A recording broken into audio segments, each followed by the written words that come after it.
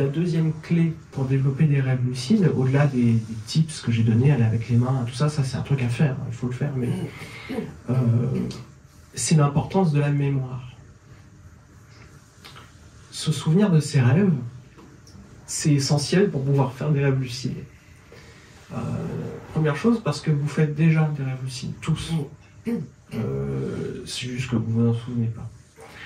Pourquoi est-ce que vous ne vous en souvenez pas? Parce que quand vous vous réveillez, pour ceux qui ne se souviennent pas de leurs rêves, il y a peut-être un petit souci d'encodage au réveil, mais c'est pas une maladie. En tout cas, ça se traite assez facilement. Et donc là, on va faire quelques exercices qui vont permettre de travailler la mémoire, qu'elle soit rétrospective ou prospective, donc dans le passé ou dans le futur, c'est-à-dire se souvenir de faire quelque chose dans le futur. Par exemple, même le fait de regarder sa main, il faut se souvenir de le faire. Ça travaille la mémoire. Tout est lié. Il faut que j'arrête. Donc, la mémoire. Comment est-ce qu'on va travailler la mémoire? Eh ben, donc nous allons, je reprends un petit peu, je reviens en arrière, travailler un petit peu sur la mémoire pour devenir conscient de ses rêves. On va avoir des outils pour ça. Le premier outil, on va partir du déroulement d'une journée. Quand on se réveille, parfois on se souvient de ses rêves. Et parfois on ne s'en souvient pas.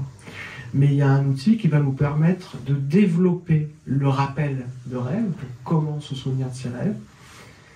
C'est de tenir un journal de rêve. Et à quoi ça va servir d'écrire ses rêves?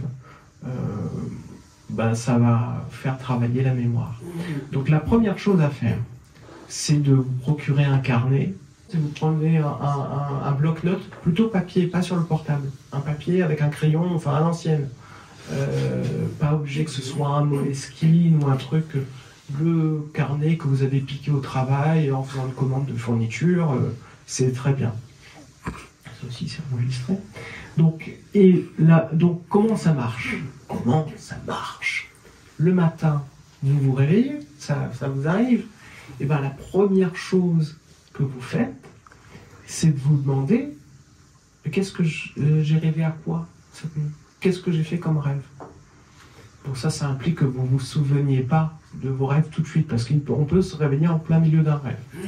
Donc, si vous ne vous souvenez pas de vos rêves en vous réveillant, vous ne bougez surtout pas, et vous vous demandez qu'est-ce que j'étais en train de faire il y a 5 minutes. C'était quoi le rêve dans lequel j'étais il y a 20 minutes. Vous remontez un peu comme ça, un peu comme la journée à rebours qu'on verra un peu plus tard, et vous essayez de noter le maximum de choses. Vous prenez un instant, vous ne bougez pas, vous réfléchissez et vous attendez. S'il n'y a rien qui vient, vous notez. Je ne me souviens pas de mes rêves, mais je me souviendrai des prochains. Si vous faites ça, peut-être que dans la journée, déjà, il y a des flashs qui vont revenir, des rêves de la vie. La deuxième chose, c'est que si vous vous souvenez d'un rêve, en faisant ça, si vous commencez à voir, si je rêve de ça, vous tirez la pelote, vous commencez à écrire la première image qui vous vient, et puis vous allez dans les détails, les sensations, les images, ce que vous avez entendu, le contexte, et peut-être que là, vous allez voir qu'il y a quelque chose qui va se dégager. De plus en plus de choses du rêve vont revenir à votre mémoire. Et donc là, vous notez. Et si vous avez du temps, allez-y. Si vous n'avez pas de temps, écrivez rapidement les points principaux. Mais si vous avez du temps, si c'est le week-end, vous écrivez en détail tout ce qui vous revient. Et vous allez voir que vous allez tirer la pelote de laine et vous allez vous souvenir peut-être d'un rêve, puis d'un deuxième. Et alors là, c'est là que ça commence à être compliqué parce qu'il faut faire des cases pour ne pas mélanger les rêves. Pour que ça fasse une histoire cohérente, pour que vous puissiez ensuite les relire. Et donc vous notez au maximum. Et alors si vous vous souvenez parfaitement du rêve en vous réveillant et que vous avez du temps, il y a d'autres techniques que ça. Mais si vous n'avez pas le temps et que vous devez aller vivre votre vie normale ensuite, notez aussi ce rêve-là vraiment en détail. Vous pouvez même aller jusqu'à dessiner ce qui s'est passé dans les rêves.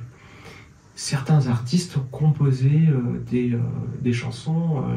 Je crois que Let It Be des Beatles a été écrit suite à un rêve. Et l'enseignement de cette chanson est quand même... c'est presque une méditation. Donc voilà, on peut aussi créer des séries Netflix, peut-être pas, mais j'avais déjà fait cette blague pour ceux qui étaient là la première fois à Bajra Darling. Donc le journal de rêve, c'est le deuxième exercice que je vous donne pour demain matin. Quand vous vous réveillez, vous prenez votre petit carnet, parce que je vous avais demandé de prendre un petit carnet, et vous notez si vous avez fait un rêve, si vous n'avez pas fait un rêve, et si vous avez fait un rêve, quoi, en détail. C'est pas pour moi, je ne vais pas vous demander le contenu, mais je vais vous demander si vous l'avez fait. Donc, est-ce qu'il y a des questions sur ce journal de rêve? D'accord, donc on va continuer.